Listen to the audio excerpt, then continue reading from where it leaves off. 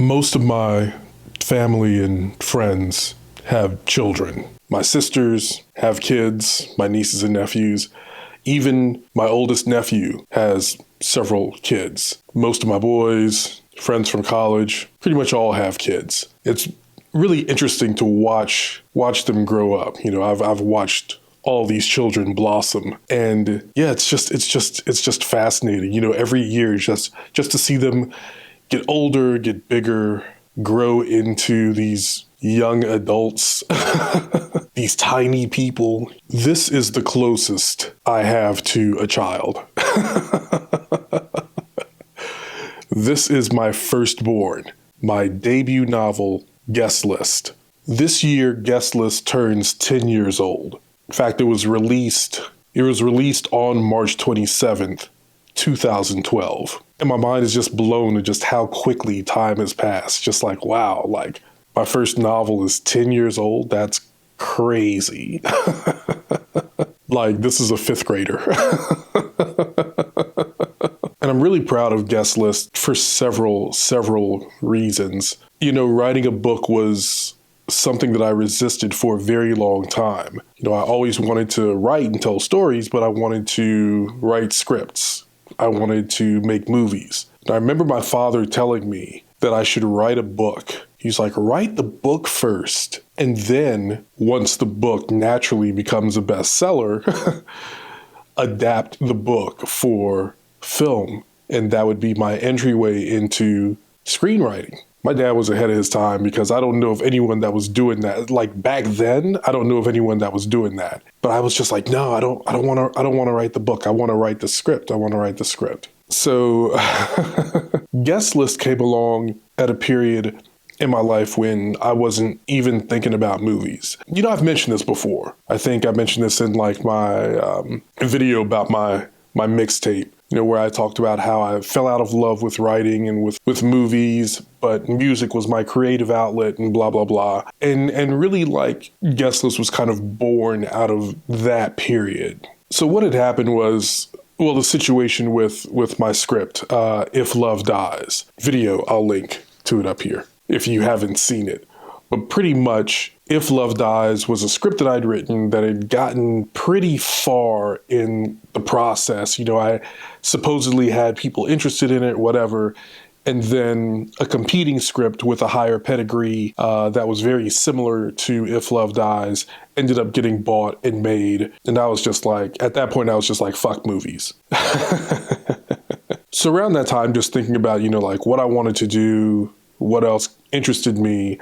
Now, I kind of fell into music and I was working on music and doing all that stuff. But I was also very interested in the nightlife scene. And at this time, I was living in Miami. So, you know, nightlife, Miami, like they go hand in hand. It was just like perfect. And my barber at the time was connected with, a prospering nightlife company, Headliner Market Group. Shout out to Shane. I don't know if y'all, you know, ever hear in songs, hip hop songs where, you know, the rapper will talk about partying at Live, partying at the Fountain Blue or whatever. That's all Headliner Market Group. Like those guys, I know those guys. And as I mentioned, my barber, Shane, he and his cousin, they were the owners of Headliner Market Group. Like they ran that. And pretty much any party, like hip hop party, any like big hip hop party that was going down in Miami, that was them. They were the ones that were throwing that event. And, you know, I expressed interest. I was just like, look, like, put me on. Like, I want to get involved. I want to learn about this world. Like, put me on. And they did. There was a party, a very popular party in downtown Miami at a club called Nocturnal. And Mike and Shane enlisted me to be one of the doormen for this party. So I would stand at the door, give out free entry tickets to, you know, whoever I wanted, drink tickets, and manage the flow of the line, pick and choose, typical doorman bullshit. It was all bullshit. But I did that, and it was a lot of fun, and I met a ton of people doing that. But, you know, for some reason, I just kind of felt like Mike and Shane really weren't giving me the opportunities that I wanted. Like, I felt like I could do more. I wanted to be more involved in the process, and it just kind of fell on deaf ears. It was just like, nah. So I just kind of poked around a little more, did some exploring on my own. And I linked up with a couple of guys, Tommy Pooch and Alan Roth. At the time, they were running a company called Thai Entertainment. I'm just going to put it like this. Tommy and Alan, their parties were more like, house music, techno music.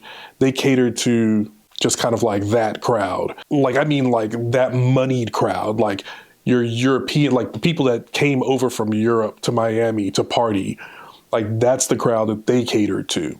So I started working with them, doing high-end events at different places around Miami Beach. So I'm splitting my time between Headliner Market Group and then working with Thai Entertainment and just soaking in just like all this knowledge and just really observing the entire scene and getting to know and meet lots of people. When I mean getting to know like celebrities, it was just insane. The people that I met and that I just kind of like rubbed shoulders with. But after a while, like it just wasn't sustainable to try to work with both. I mean, I tried, but it really wasn't working out. And really like the money wasn't there.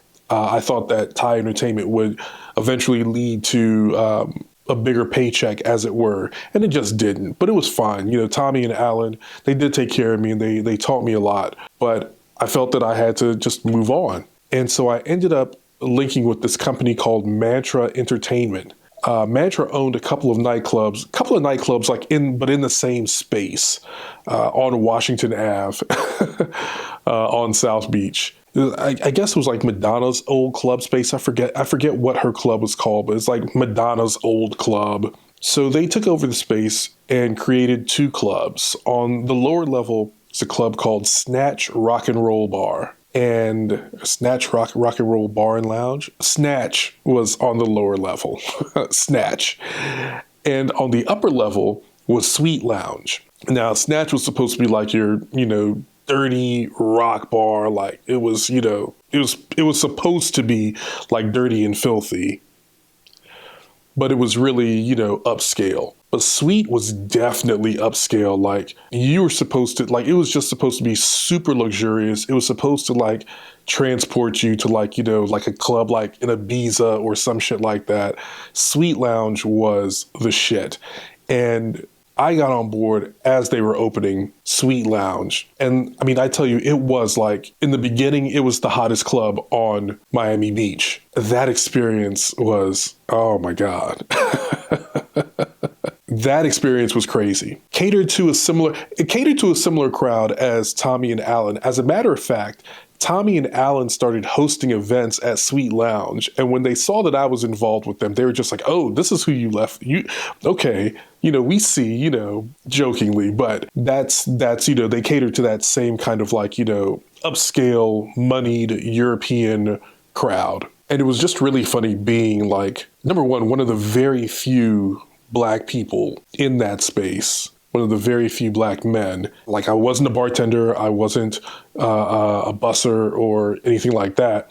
I'm with marketing. We're putting together proposals and we're planning the shit, and we're hobnobbing with celebrities and everything like that. Like I was a part of that. So it just led to some very interesting experiences. But after a couple of years of that, I got tired of Miami, got tired of the scene, and ended up moving to New York and was still involved, very much involved in like the party scene when I moved to New York. Different capacity, still involved in like marketing, putting together events, selling packages, putting together like bottle service packages and all that stuff. I wasn't really in the clubs as much after moving to New York. And then maybe about a year after that, the company that I was working with, it was a company called Club Zone. They were based out of Canada. They shut down their New York operation. So that was pretty much the end of my time in nightlife. My next gig, I started working with a company called Kid Robot. Kid Robot, they were all about like collectible toys and fashion, wearable art. And I was the copywriter for Kid Robot for several years. I mentioned that because working at Kid Robot and writing copy for the company, that's what got me back into the whole groove of writing. Because at this point, I mean, it'd been several years. I hadn't thought about writing anything. Certainly not screenplays or anything like that. And actually just writing a book was the furthest thing from my mind. But as I mentioned, working as a copywriter and just getting back in that groove, that was the initial spark to get me back into creative writing. And the idea just came to me. It was just like, well, why don't you take your father's advice all these years later and write a book? And the idea was to write about my experiences and observations in nightlife. Thus, Guestlist was born. A Guestlist tells a story of a young woman named Juliet who moves to a different city, and she falls in with a popular party promoter, and there's this kind of romantic thing that's happening between the two of them. The promoter is named Napoleon Faye. She faces opposition from Napoleon's party promoting partner, this beautiful model named Ava Rice. A lot of people, when they read Guestlist, they asked me if I was supposed to be Napoleon Faye. I was just like, no. Did you not read the book? It's a 10-year-old book. I don't want to give anything away, but I am certainly not Napoleon. Sure, he's probably got elements of, characteristics, of my personality, whatever. But ultimately, I would like to think that no one would look at me as being Napoleon. And just what I found just so funny is that there is a character that's based on me in the book. And I really thought it was obvious. It's the main character. And even though the main character is a woman, it's a character who moves from Miami to New York in order to make a change in her life. And her name is Juliet Feliz. The initials. I'll be very honest, that was not intentional. But once I discovered it, once I realized what I'd done, I was just like, oh yeah, we got to run with this. Why not? Napoleon Faye. As I said, yeah, sure, he's got some elements of me, clearly, because I did base some of what he does in the novel as far as his party promoting duties and his event planning and all that based on stuff that I had done. But as a character, he's not me. And no one has ever come to me. I don't think that anyone has ever put together Ava's name, Ava Rice. Ava Rice comes from avarice or greed. And that, I think, sums up Ava's personality or motivation, at least in this book. There is another character, Marcel Swan. Swan's name is inspired by a character in The Warriors. But Swan also has a lot of aspects of my personality, a lot of things that I was going through at the time, living in Brooklyn and blah, blah, blah. Swan went through. So yeah, Guestlist came out, like I said, March 27th, 2012. It came out in 3 editions. It came out in the hardcover edition, my glorious author photo on the back. Shout out to Sean Toussaint, photographer extraordinaire, bartender extraordinaire, and phenomenal fucking cook. I miss your food, Sean. I miss your cooking. But the hardcover edition came out, and then there's a paperback edition that pretty much had the same cover as the hardcover edition. But then we released another paperback edition, this one with artwork from my friend Sheena Michelle Reese of Uncivilized Media. Shout out to you, Sheena. I love you. I appreciate you. And I love this cover because it perfectly, it just captures, I think, the vibe of the novel. You've got Juliet here, and in the background, you can see the crowd, their hands up in the party. It's a fucking fabulous cover. I love it. I also want to shout out my homeboy, DJ Sage. Back in my Sweet and Snatch days, Sage, who I went to school with, we went to the University of Miami together. I was able to bring Sage in to spin at the club. He ended up getting I don't know if you would consider it a residency, but he got booked. And I'm hoping he got paid. I'm hoping that wasn't an issue. I think Sage got paid.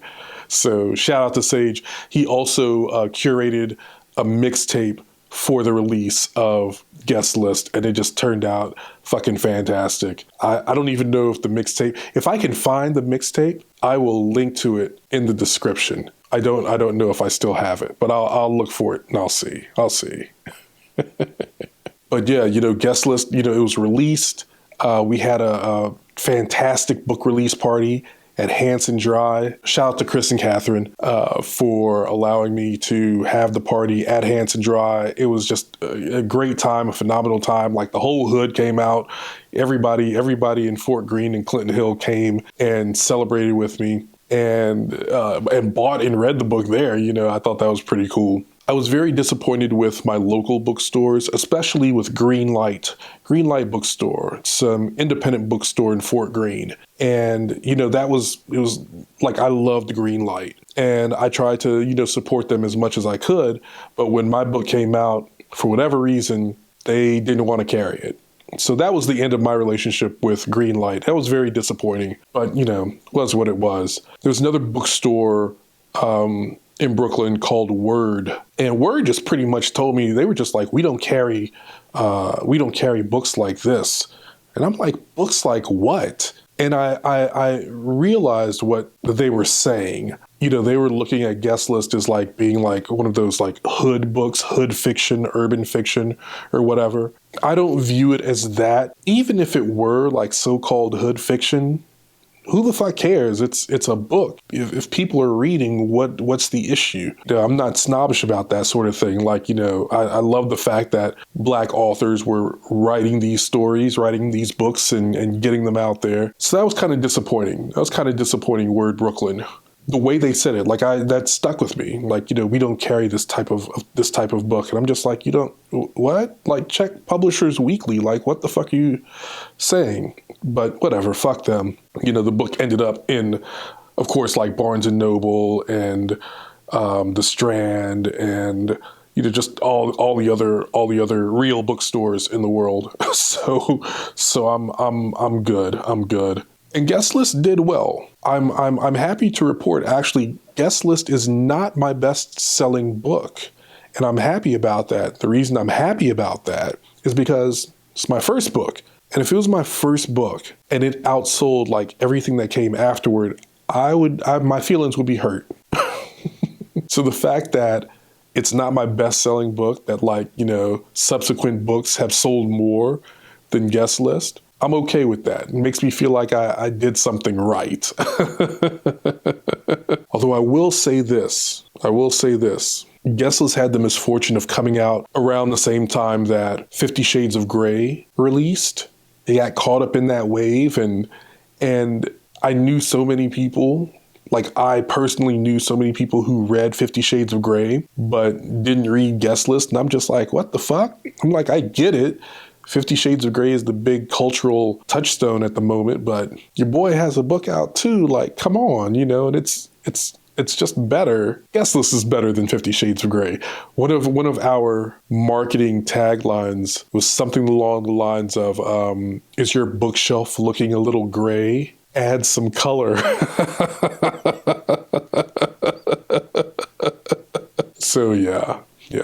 And Guestlist is still, it's still moving units. I get little royalty checks, like, every quarter or whatever. Let me know. People have been buying it, reading it. Sometimes they get the physical edition. Sometimes they get like the ebooks. But I get notification of all that. I'm proud of it, One thing is, I do not think that I would ever adapt Guestlist for the big screen. But I think it would make one hell of a mini-series. So that might be something. That I'd work on. And it's actually, it's been a long time since I've published a book. And, people ask me all the time about a sequel. Will I ever write a sequel to Guestlist? And if you know me, I'm not a big sequel person. I'm not too keen on like the idea of a Guestlist part 2, but some of the characters do pop up in some of my other work, or they're referenced in some of the other work. It's like the MCU, right? Everything is connected and characters may appear in future work. I did not get that from the MCU. Like, I actually got that from Stephen King, because all of his books, everything is connected in his little Stephen King universe. And that's really what I wanted to do with, my books and my characters. So that's where I got that from. And it has been a while. I think that Manhattan Sweetheart, which is my fourth and so far final book, I think that came out in like 2015, 2016, maybe. Don't give me any line. But that's the last book that I published. But I do have ideas. The ideas that I have are actually nonfiction ideas. And I know I've been saying that for a while, but I will publish a book, at least one more book, sometime soon. I just have to sit down, get my ass in the chair and really get to work. But this is the one that started it all. Guestlist. This is my baby. This is my newborn, my firstborn. 10 years. It's insane. Anyway, if you've read Guestlist, let me know what you think. And if you haven't, hey, it's available everywhere. Amazon, Barnes & Noble, even like Walmart. Wherever you can buy books, you can find it.